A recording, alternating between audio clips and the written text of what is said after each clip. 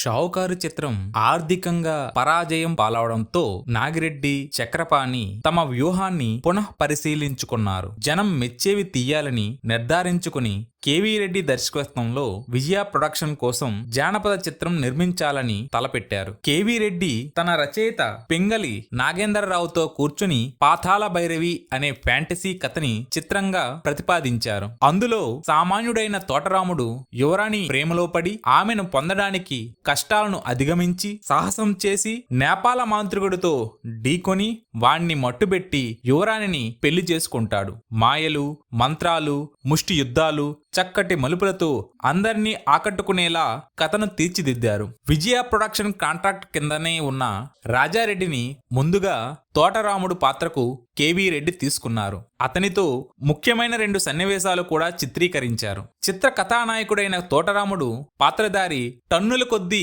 ఆత్మవిశ్వాసంతో దూసుకుపోయే సాహసి. రాజారెడ్డికి కాస్త నత్తి. రెస్ చూస్తున్నప్పుడు ఆయన మాటల్లో తడబాటు తోటరాముడి పాత్ర స్వభావానికి సరితూగలేదు.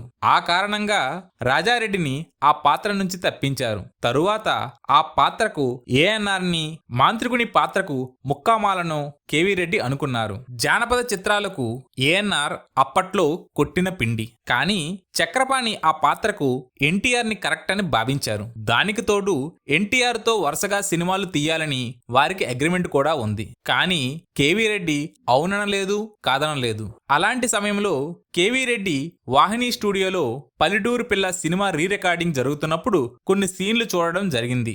ఆ సీన్లో ఎన్టీఆర్ కనబరిచిన ఆత్మవిశ్వాసం ఆయన్ను ఆకట్టుకుంది. 2 రోజుల తర్వాత వాహిని స్టూడియోలో ఎన్టీఆర్, ఏఎన్ఆర్ టెన్నిస్ ఆడుతుండగా ఆయన దూరం నుంచి వారి ఆటను చూశారు. అప్పుడు వాళ్ళిద్దరూ సంసారం చిత్రంలో నటిస్తున్నారు. బ్రేక్ లో టెన్నిస్ ఆడుకుంటున్నారు. కేవీ రెడ్డి చూస్తున్న సమయంలో ఎన్టీఆర్ వరుసగా 6-7 సార్లు బంతిని కొట్టడంలో విఫలమయ్యారు. ఎన్టీఆర్ కు రోషం పెల్లుబెక్కింది. తరువాతి బంతిని ఏఎన్ఆర్ సర్వ్ చేసేటప్పుడు ఎన్టీఆర్ టెన్నిస్ ర్యాకెట్ ను 2 చేతులతో పట్టుకుని బంతిని బలంగా కొడితే ఆ దెబ్బకు బంతి టెన్నిస్ కోర్టు నుంచి కాదు కదా, ఏకంగా స్టూడియో కాంపౌండ్ దాటి దూరంగా పడింది.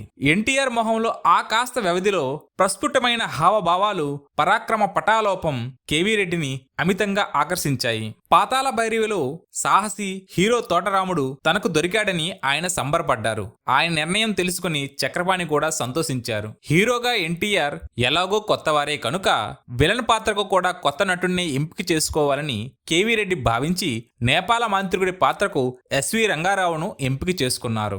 ఎత్తుగా కొంచెం లావుగా ఉండే నేపాలీ మాంత్రికుని పాత్రధారి ఎస్వి రంగారావును ఢీకొనాలి, గెలవాలి. విలన ముందు తేలిపోకుండా తోటరాముడు పాత్రను నిలబెట్టడం కోసం కాస్త కండలు పెంచాలని, కర్రసాము నేర్చుకోవాలని, వ్యాయామం చేసి కరుకుదేరాలని ఎన్టీఆర్కు చెప్పారు. దాంతో ఆయన ప్రతిరోజు ఉదయం నిద్రలేచి తన కాలకృత్యాలను పూర్తి చేసుకుని తరువాత వాహిని స్టూడియోకు నడిచి వెళ్లేవారు. కోడి కూయడానికి ముందే 4 గంటల ప్రాంతంలో కర్రసాము శిక్షణ ప్రారంభమయ్యేది. వ్యాయామాలు చెయ్యమనేవారు. సినిమా క్లైమాక్స్ లో విలన్తో తోటరాముడు ముష్టి యుద్ధం చేయాలి. పలహారం, భోజనం నిమిత్తం ప్రత్యేకంగా మెస్ నడిపేవారు. ముమ్మరంగా కసరత్తులు చేయడం వల్ల తిన్నది అరిగిపోయి ఎన్టీఆర్ ని ఆకలి దహించేసేది. ఒకరోజు ఆయన స్టూడియోలో బి నాగిరెడ్డి వద్దకు వెళ్లి మొహమాట పడుతూ తోటరాముడి పాత్ర కోసం వ్యాయామం చేస్తుండడం వల్ల ఆకలి ఎక్కువగా ఉంటుంది, నాకు రోజూ పెడుతున్న ఇడ్లీలు చాలడం లేదు, అదనంగా మరో 2 ఇడ్లీలు ఇవ్వమని చెప్పండి అని కోరారు. ఆ కోరిక విన్న నాగిరెడ్డి గారికి మనసు చూక్కుమని మీకేం కావాలో అన్ని అడిగి తీసుకోండి అన్నారు. అప్పుడు ఆయన కళ్ళలో కనిపించిన మెరుపు, ఆ సంతోషం నాకింకా జ్ఞాపకమే అని నాగిరెడ్డి ఆ రోజును గుర్తు చేసుకున్నారు. తెలుగు, తమిళ్ భాషలో ఒకేసారి చిత్రీకరిస్తున్నందువల్ల పాతాళ భైరవి చిత్రం నిర్మాణం ఏడాదికి పైగా సాగింది. పాతాళ భైరవిలో తోటరాముడు ఒక సామాన్య యువకుడు. ధైర్యం ఆయన సొత్తు, సాహసం ఆయన ఆయుధం. అతడు రాజకుమారితో ప్రేమలో పడతాడు. అయితే రాజు తన కూతుర్ని పెళ్లి చేసుకోవడానికి తగిన యోగ్యతను సంపాదించమని తోటరాముడికి చెబుతాడు. తన ప్రేమ కోసమై తోటరాముడు తన వెంట వస్తే రాజకుమారి దక్కుతుందని చెప్పిన ఒక మాంత్రికుని వలలో పడతాడు. మాంత్రికుని అనుసరించి తోటరాముడు నడుస్తుండగా ఒక చోట గిరగిరా తిరిగే కత్తుల బోను దాటి అవతలకు వెళ్ళాలి. ఆ కత్తుల బోను గుండా అవతలకు వెళ్ళమంటాడు. మాంత్రికుడు సాహసం చేయరా, పాతాళ భైరవి అనుగ్రహిస్తుంది అంటాడు. రాముడు కదలడు. అతడికి పాతాళ భైరవి పట్ల ఎలాంటి ఆసక్తి లేదు. అప్పుడు ఆ మాంత్రికుడు సాహసం చేయరా, రాకుమారి లభిస్తుంది అంటాడు. ఈ మాటలు వినగానే రాము ఎలాంటి భయం సంశయం లేకుండా బాణాల్లా ఆ కత్తుల బోనుగుండా అవతలకు వెళ్తాడు. ఆ కత్తులు అతన్ని తాకవు. అతని ధైర్యాన్ని పరీక్షించేందుకు దేవి పాతాళ భైరవి సృష్టించిన మాయది. ఆ తిరిగే కత్తుల వలయాన్ని దాటి అవతలకు వెళ్లిన తరువాతనే అతను తన మెడపై తల ఉందా తెగిపోయిందా అనే చేత్తో తడిమి చూసుకుంటాడు. ఈ సన్నివేశంలో ఎన్టీఆర్ లోని తన లక్ష్యం కోసం ఏదైనా చేసే దుందుడుగు స్వభావాన్ని దర్శింపజేసింది. ఈ ముద్రను ఎన్టీఆర్ కడదాకా నిలుపుకున్నారు. పాతాళ భైరవి 1951 మార్చి 15న విడుదలైంది. తొలిత పెద్దగా ఆదరణ పొందలేదు. మొదటి 2 వారాల్లో ఆ చిత్రానికి వచ్చిన స్పందన అంతంత మాత్రమే. 3వ వారం ప్రారంభం నుంచి ఒక్కసారిగా పరిస్థితి మారిపోయింది. జనం పోటెత్తారు. మళ్ళీ చూడడానికి వచ్చే ప్రేక్షకులతో సినిమా హాళ్లు దద్దరిల్లిపోయాయి. అదనంగా ప్రింట్ తీసి థియేటర్ను పెంచారు. సినిమా భారీ విజయాన్ని సాధించింది. డైరెక్టర్ రన్లో ఒకే హాల్లో 700 రోజులు ఆడిన తొలి తెలుగు చిత్రంగా నిలిచింది.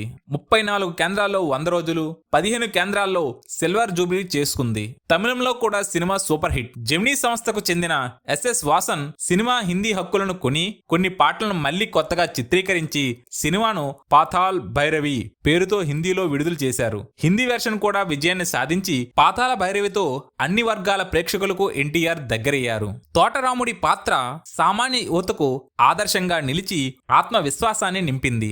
ఎన్టీఆర్ కు తోటరాముడి పాత్ర సంపాదించి పెట్టిన ధిరోదాత్తుడు సాహసి ఇమేజ్ దశాబ్దం తరబడి అలాగే నిలిచిపోయింది. పాతాళ భైరవి తర్వాత ఏ చిత్రంలోనూ ఎన్టీఆర్ ని ధీరుడుగా చూపించడానికి కష్టపడవలసిన అవసరం లేకపోయింది. ప్రేక్షకులను కథలో లీనమయ్యేలా చేయడంలో విజయం సాధించారు కేవీ రెడ్డి. ప్రేక్షకులు పాతాళ భైరవి సినిమాని కేవలం సినిమాగా చూడలేదు, తమ నిజ జీవితాన్నే వెండితెరపై చూస్తున్న అనుభూతికి లోనయ్యారు. పాతాళ భైరవి విజయ అనంతరం ఆ చిత్ర విజయంలో విశేషంగా దోహదపడిన ప్రముఖులకు ప్రతి ఒక్కరికి విజయ ప్రొడక్షన్ వారు ఒక కారుని బహుమతిగా ఇచ్చారు.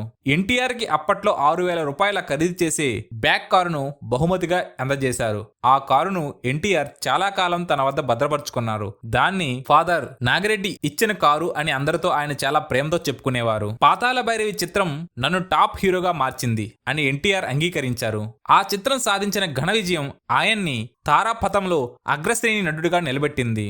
విజయవారికి కేవీ రెడ్డి పాతాళ భైరవి చిత్రాన్ని తీస్తున్న కాలంలోనే బిఎన్ రెడ్డి వాహిని పిక్చర్స్ వారికి మల్లీశ్వరి చిత్రాన్ని తీశారు. ఎన్టీఆర్ కు విజయ ప్రొడక్షన్ తో ఒప్పందం ఉంది. అయితే విజయ వాహిని 2 నిర్మాణ సంస్థలు ఒకే గ్రూపుకి చెందినవి కావడం వల్ల ఆ ఒప్పందం వాహిని పిక్చర్స్ బ్యానర్ కూడా వర్తించేది.